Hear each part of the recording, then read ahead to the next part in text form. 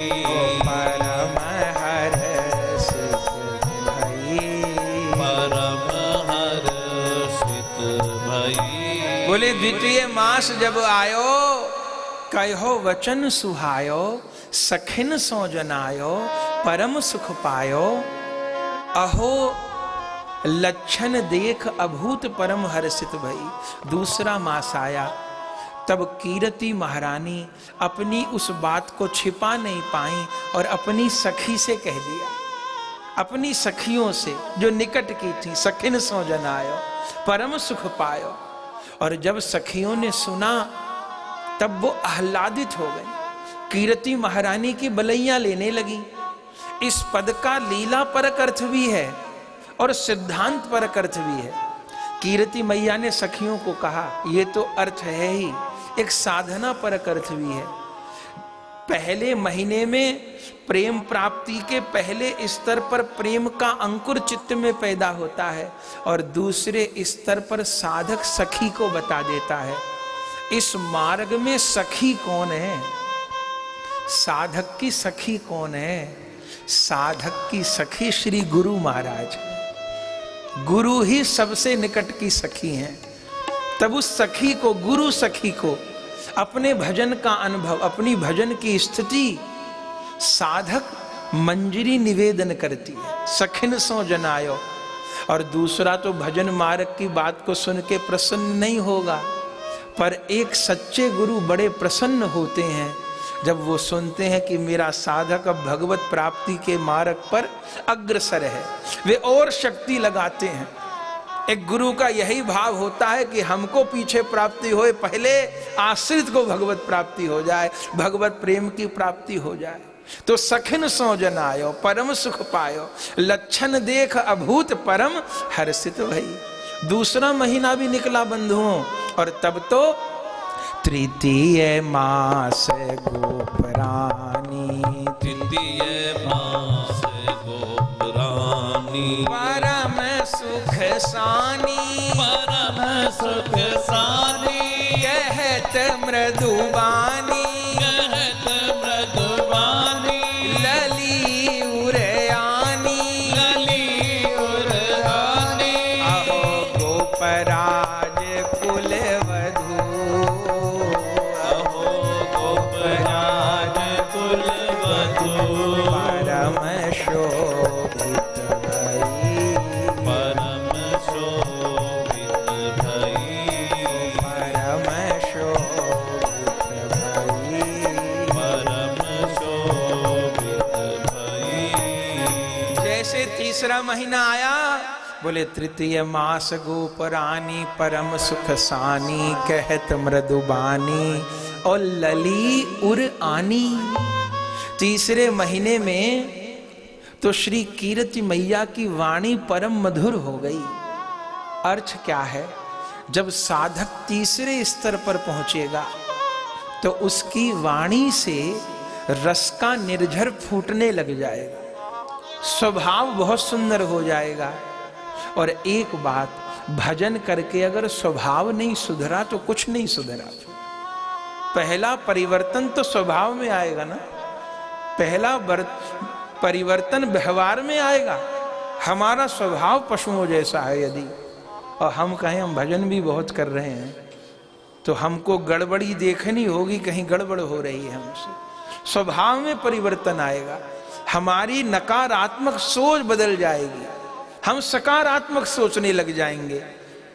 हमारे चित्त के भीतर से उद्विग्नता कम होने लगेगी, अशांति कम होने लगेगी। यही तो पैमाना है।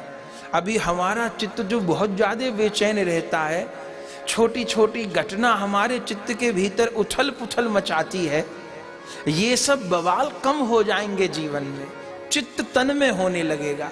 बड़ी बड़ी घटनाएं हमको छोटी छोटी महसूस होने लगेंगी। ये नहीं कि जरा कोई बात हुई और हम इतने अशांत हो गए। अब जब भी कोई बात होती है, आप बताइए, घर परिवार में, संसार में भोजन छूटता है, नींद छूटती है? कुछ नहीं छूटता। क्या छूटता है? भजन छूटता है, माला छूटती है, स्मरण छूटता है, पूजा छूटती है। क्यों? क्यों? क्योंकि हमारा चित्त छोटी छोटी बातों से इतना उद्विग्न हो जाता है, हमारा चित्त एकदम भजन से विरक्त हो जाता है। ये तीसरी मास की बात है।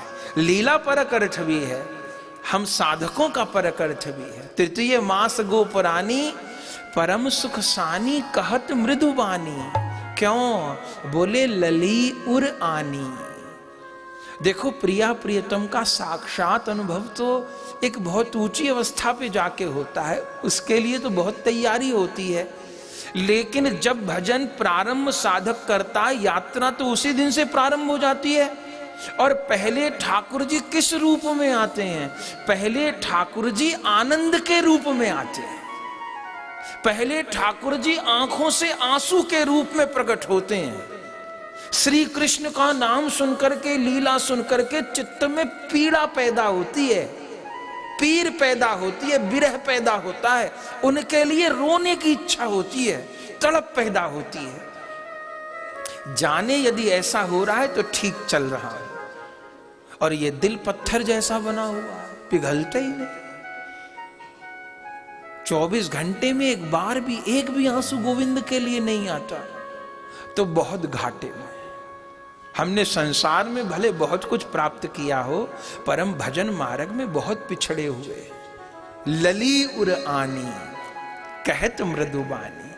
और देखिए कितनी सुंदर वृंदावन दास जी कह रहे हैं लली उर आनी, माने प्रिया जी उर में आती हैं, उदर में नहीं आती हैं। उर आनी, वो तो जीव गोस्वामी जी कहते हैं लीला शक्ति ऐसा दिखा देती है कि मैया का पेट बढ़ रहा है।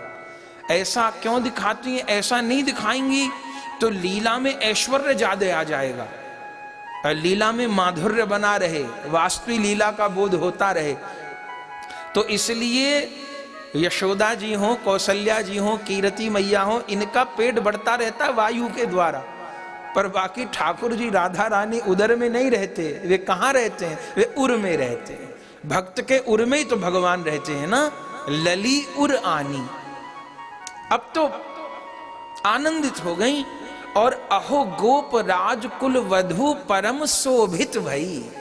गोपराज कुल वधु माने कीरति महारानी परम शोभित हो गई, शोभा की खान हो गई। मानो जो भी देखता है कीरति महारानी को देखते ही रह जाता है। संत लोग दर्शनीय होते हैं, चमड़ी भले सुंदर न हो, पर जिन महापुरुषों के भीतर भगवत प्रेम होता है उनको देख के भी बहुत आनंद मिलता है। उनके नेत्र औरों से अलग होते हैं, उनका दर्शन, उनका बोलना, उनका देखना औरों से अलग होता है। महापुरुष का दर्शन भी भगवत दर्शन से कम चमत्कारी नहीं होता। किसी महापुरुष का दर्शन हो गया मानो भगवत दर्शन हो गया। किसी महापुरुष का चरण स्पर्श हो गया मानो गंगा जी में स्नान हो गया। ये महापुरुष तो चलते फिरते तीर्थ होते हैं, क्योंकि इनके भीतर राधा गोविंद विराजमान है। इनकी देह भगवान की विहार भूमि है। इनके चित्त में राधा गोविंद खेल रहे हैं तो देह ही ब्रज हो गई फिर तो लली उर आनी। अहो गोप राजकुल वधु परम शोभित। इसका एक अर्थ भजन करेंगे तो शोभा बढ़ेगी, शोभा बढ़ेगी, हमारे चेहरे की आभा कुछ और होगी। अरे भजन तो एक एक अंग से दिखाई पड़ता है। एक बहुत छोटा उदाहरण, कोई दारू पी ले यदि, तो वो मुंह से तो नहीं कहता मैंने दारू पी है, पर उसकी एक एक चेष्टा से पता चल जाता है कि दारू पी रखी है। उसकी आंख, नाक, चलना, बोलना, उठना, बैठना, गंध, हर क्रिया बता देती है कि इसने दारू पी रखी है। जब एक सामान्य दारू की ये महिमा है कि वो अंग अंग से बाहर आती है, तो भाई भगवान नाम की भी तो कोई महिमा होगी, भगवत प्रेम की भी तो कोई महिमा होगी, भक्ति की भी तो कोई महिमा होगी। जब वो चित्त में प्रकट होती है तो फिर वो इंद्रियों से झलकती है, फिर अनेक रूप में परम शोभित भई। ये वैष्णव की शोभा है, इसलिए वैष्णव दर्शनीय है, संत दर्शनीय है, दर्शन करने योग्य है महात्मा लोग, महापुरुष लोग। पर उस सौंदर्य को भी जो भक्त है वही पहचान सकता है। क्योंकि कांच बेचने वाला तो हीरे को भी कांच ही समझेगा, तो हीरा को पहचानने के लिए भी जोहरी बनना पड़ेगा। पर परम शोभित भई, तीसरा महीना भी बीत गया, फिर चौथा मास आ गया। चौथे मास मन फूलो, चौथे मास मन फूलो, चौथे मास मन फूलो, चौथे मास मन फूलो, महासुख झूलो, महासुख झूलो, सकल दुख भूलो, सकल दुख भूलो, भाग्य अनुकूलो, भाग्य अनुकूलो, अहो गति मति तो भई और, अहो गति मति तो भई और, कहत नहीं आवही, कहत नहीं आवही, कहत नहीं आवही। कहत नहीं आवही। बोले चौथे मास मन फूल्यो, भाग्य अनुकूल्यो, सकल दुख भूल्यो, प्रेम रस झूल्यो। चौथा महीना आया तो क्या हुआ? भाग्य अनुकूल्यो, सकल दुख भूल्यो, भाग्य अनुकूल हो गया। ये जितने भी ग्रह हैं, अब भाग को प्रतिकूल ये ग्रह ही करते हैं ना, और आदमी ग्रहों की उपासना भी करने लग जाता है, मेरा ये काम बन जाए, मेरा वो काम बन जाए। लेकिन हमारे ग्रंथ कहते हैं बिना श्री कृष्ण शरणागति के कितने ग्रह अनुकूल हो जाएं, कोई लाभ नहीं होने वाला। कोई ग्रह अनुकूल होकर के भगवान को नहीं मिला देंगे, जो वस्तु देंगे वो सब क्षण भंगुर हैं। और जिस पे श्री कृष्ण अनुकूल हैं, जापे कृपा राम की होई, तापे कृपा करें सब कोई। जिस पे श्री कृष्ण अनुकूल हैं, उसके लिए सारे ग्रह अनुकूल हो जाते हैं। चौथे मास मन फूल्यो, भाग्य अनुकूल्यो। चूंकि ग्रह भी स्वतंत्र नहीं है, ग्रह सब भगवान के सेवक हैं। अब हमने ग्रहों का कुछ बुगाड़ छोड़ो दिया है, जो हमारी पत्री में आड़े टेढ़े होके बैठे हैं। अरे उनकी हमसे दुश्मनी नहीं है, वे तो कर्मों का फल दे रहे हैं। लेकिन भजन करते करते एक साधक जब चौथी अवस्था पे पहुंचता है, रूप गोस्वामी जी भक्ति रसामृत सिंधु में यही क्रम बताते हैं, श्रद्धा साधु संग भजन क्रिया अनर्थ निवृत्ति। और यहां पर भी वृंदावन दास जी चौथे मास में आकर के भाग अनुकूल हो, और रूप गोस्वामी जी भी अनर्थ निवृत्ति चौथे स्तर पे बताते हैं। तो चौथे स्तर पे पहुंचकर क्या होता? अनर्थों की निवृत्ति होने लगती है, जीव का प्रारब्ध कटने लगता है, कर्म बंधन क्षय होने लगता है, पुण्य और पाप दोनों समाप्त होने लग जाते हैं, कोई कर्म बाकी नहीं। क्योंकि पाप बाकी रहेगा तो नरक में खचेड़ेगा, पुण्य बाकी रहेगा तो स्वर्ग खींच के ले जाएगा, पर दोनों का परिणाम फिर ये मृत्यु लोक है। वैष्णव का प्रयोजन न पाप से है न पुण्य से है, हमारा प्रयोजन तो राधा गोविंद से है ना, और उनकी कृपा प्राप्त उनके भजन से ही होगी, और किसी ग्रह में तो ताकत नहीं कि उनसे मिला दे। तो जब चौथा मास लगा है श्री कीरति महारानी को, तो चौथे मास मन फूल्यो, भाग्य अनुकूल्यो। अगर कोई ग्रह विपरीत भी थे, वो सब अनुकूल हो गए। उदाहरण अनेक हैं। गोस्वामी तुलसीदास जी के चरित्र में आता है, जब उनका प्राकट्य हुआ तो मूलों में जन्म हुआ, और मूल का जो बालक होता है उसका जीवन संघर्ष में होता है, और मूलों की शांति भी नहीं हुई। पत्री उनकी देखी विद्वानों ने पिताजी को कह दिया, ऐसा बालक तो माता पिता पर भारी होता है, शरीर में कष्ट रहेगा, ग्रस्त नहीं चल पाएगा, पत्नी का आस्मे में देहांत हो जाएगा, शारीरिक रोग भी बहुत रहेंगे, ये सब कहा। और ये जो उनकी जन्म पत्री का फल बताया, ये गोस्वामी तुलसीदास जी के जीवन में दिखता भी है। अगर इसको ज्योतिष की दृष्टि से देखें तो 3 दिन में माता जी का देहांत हो गया, केवल विवाह के 5 वर्ष पश्चात ही वो गृहस्थी भी भंग हो गई, उनकी धर्म पत्नी रत्नावली जी का देहांत भी हो गया, और गोस्वामी तुलसीदास जी को शारीरिक कष्ट भी बहुत रहा, तभी तो हनुमान बाहुक लिखा। तो एक अंश में ये सब बातें सत्य भी होती दिखती हैं, लेकिन इन सब विपरीतताओं के बीच उनका भजन बाधित नहीं हुआ। और हर विपरीत परिस्थिति का परिणाम क्या हुआ? चलिए माना कि ग्रह दशा के प्रभाव से माता जी का देहांत हो गया, पर परिणाम क्या हुआ भक्त के लिए कि मां तो दूध नहीं पिला पाए। तुलसीदास जी का चरित्र आप सबने सुना है। परिणाम यह हुआ कि जगजननी पार्वती जी ने दूध पिला के पाला। तो सोचिए ये विपरीत घटना उनके लिए बुरा फल देने वाली हुई कि अच्छा फल देने वाली है? माना कि ग्रह की प्रतिकूलता के कारण गृहस्थ बिखर गया, पत्नी का देहांत हो गया, पर परिणाम क्या हुआ? परिणाम यह हुआ कि रामचरितमानस जैसा ग्रंथ प्रकट हो गया। माना कि ग्रहों की दशाओं के कारण गोस्वामी तुलसीदास जी को बाहु पीड़ा हो गई, पैरों में दर्द हो गया, भयंकर व्याधि लग गई, पर परिणाम क्या हुआ? हनुमान बाहुक जैसा ग्रंथ प्रकट हो गया। माना कि ग्रह दशा के कारण कलिकाल उनको मारने के लिए, डिगाने के लिए आया, पर परिणाम क्या हुआ? तुलसीदास जी ने विनय पत्रिका जैसा ग्रंथ प्रकट कर दिया। तो ग्रह तो अपनी दशा दिखाते रहे, पर चूंकि उनके जीवन का लक्ष्य सीताराम थे, उनकी रोम रोम में, सांस सांस में सीताराम बसे हैं, तो प्रत्येक ग्रहों का अशुभ फल भी उनको भगवान के निकट पहुंचाने वाला हो गया ना, उनको भगवान का प्रेम प्रदान करने वाला हो गया। कब? जब भजन निष्ठ रहे, नाम निष्ठ रहे। गोस्वामी तुलसीदास जी के लिए आता है, अपने जीवन में नाम की 9 नौका भरी थी उन्होंने। 9 नौका, संतों की भाषा में एक नौका माने लगभग 100 करोड़ नाम।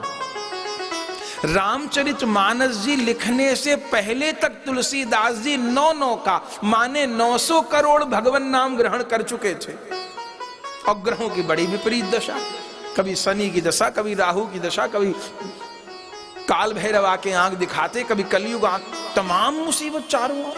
और उसके अलावा फिर काशी के पंडा लोग नहीं जीने देते थे, सब चरित्र जानते हैं। लेकिन परिणाम क्या हुआ? ये सारी घटनाएं क्या तुलसीदास जी को डिगा पाई? उनके राम प्रेम में बाधा पहुंचा पाई? नाम प्रचार में बाधा पहुंचा पाई? क्योंकि उनके जीवन का लक्ष्य रघुनाथ थे, उनके जीवन का सहारा रघुनाथ का नाम था। तो नाम भगवान के बल पर सारी उन्होंने बाधाओं को पार कर लिया। अब पार नहीं कर लिया, हम जैसे जीवों को मानस जैसा ग्रंथ दे गए, विनय पत्रिका जैसा ग्रंथ दे गए, सारे जगत का कल्याण कर दिया। ये एक भजन की स्थिति है, ये चौथी सीढ़ी है। जिसको भजन करना है उसको इस सीढ़ी से, इस पायदान से गुजरना होगा। पर यह है बहुत कैड़ा, यहां अच्छे अच्छों का पैर उखड़ जाता है। चौथी सीढ़ी पे अनर्थ निवृत्ति, जब प्रारब्ध कटता है। अब कोई कहे कितना समय लगेगा, तो ये कोई कोर्स नहीं है। जिसका जितना प्रारब्ध होगा वो कटने में उतना समय लग जाएगा।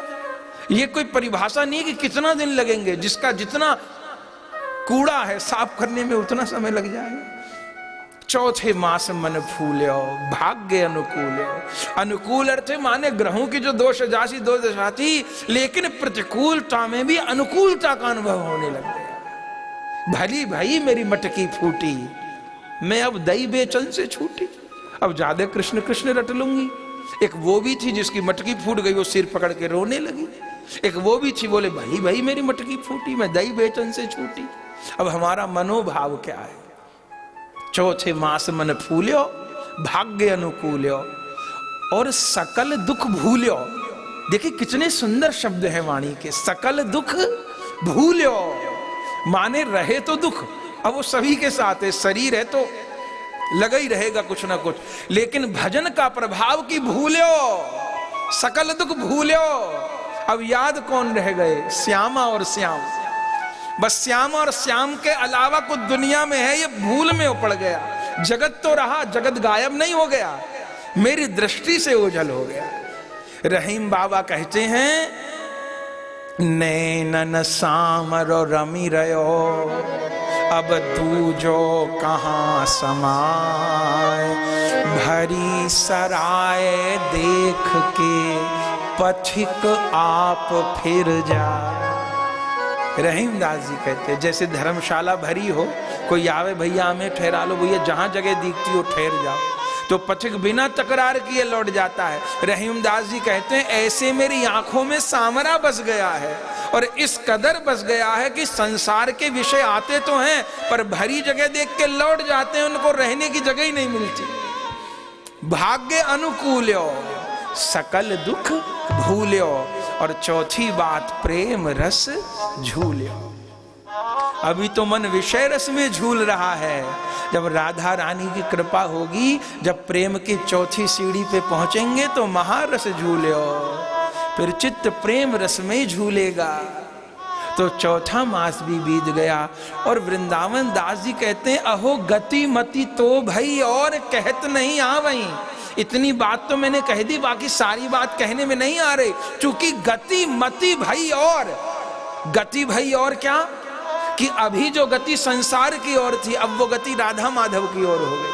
और मति भई और अभी तो मति संसार का लाभ हानि विचार रही थी, अब एक ही लाभ हानि विचार रही है कि नाम कितना हुआ, माला कितनी हुई, स्मरण कितना हुआ, आज स्वप्न कैसे आए, आज मौन कितना हुआ, आज आंसू कितने गिरे। अब मति इन चीजों को तोलने लग गई है, पहले कुछ और तोल रही थी। तो अहो गति मति तो भई और कितनी और कहत नहीं आ रही, कहने में नहीं आ रहा। चौथा महीना भी बीत गया, और तब तो पांचों मास जब आन्यो, पांचों मास जब आन्यो, पांचों मास जब आन्यो, पांचों मास जब आन्यो, देखी कुटुंब सिहान्यो, देखी कुटुंब सिहानो, नगर सब जान्यो, नगर सब जान्यो, मोद मन मान्यो, मोद मन मान्यो, नगर सब जान्यो, नगर सब जान्यो, देखी कुटुंब सिहान्यो, देखी कुटुंब सिहानो, अहो फूली सकल सवासिन, अहो फूली सकल सवासिन, अंचल ले आशीष दे, अंचल ले आशीष दे, अंचल ले आशीष दे, अंचल ले आशीष दे। पांचों मास जब आन्यो, देख कुटुंब सिहान्यो, नगर सब जान्यो, मोद मन मान्यो।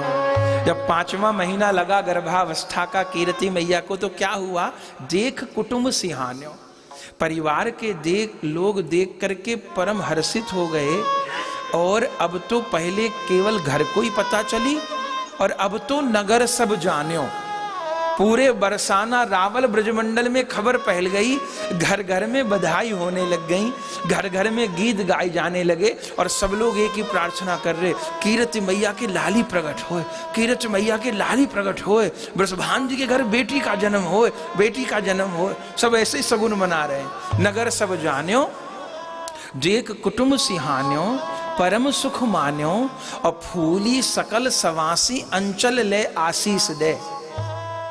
तात्विक अर्थ क्या है, जब पांचवें स्तर में भजन की पहुंचता है साधक, तो फिर कहना नहीं पड़ता, फिर अपने आप प्रेम का प्रकाश होता है। सूर्य उदय होते हैं तो ढोल पीट के दुनिया को बताते हैं कि भैया उठ जाओ, अब सवेरा हो गया, उजाला हो गया। अरे सूर्य भगवान उदय हो, सारे जगत को पता चल जाए, प्रकाश हो जाए अपने आप, वो कहीं प्रचार करने नहीं जाए, अपने आप उजाला हो जाए। ऐसे जब चित्त के भीतर किसी के प्रेम का प्रकाश होता है, तब नगर सब जान्यो, तब संसार में जो पारखी लोग हैं, अब सूर्य उदय होता है पर उल्लू को नहीं दिखता, उल्लू अंधा हो जाता।